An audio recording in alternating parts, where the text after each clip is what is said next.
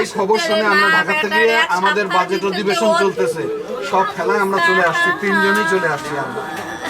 আমরা সরকারের পক্ষ থেকে সব রকম, এখানে ডিসি সাহেব আছে, এসপি সাহেব আছে, আইন শৃঙ্খলা বাহিনীর লোক আছে।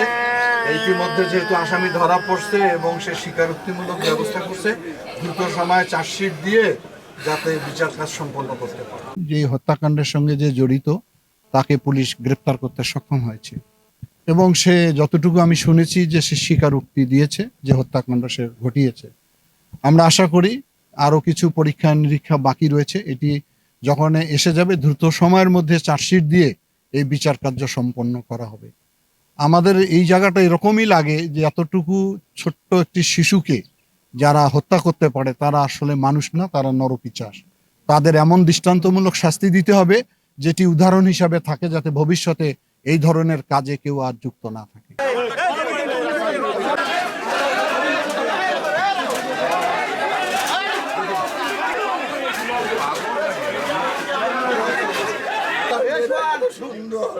আমি দেখছি, ছবি দেখছি, আমি দ্রুত ওটার ফাঁসি যাই একদম।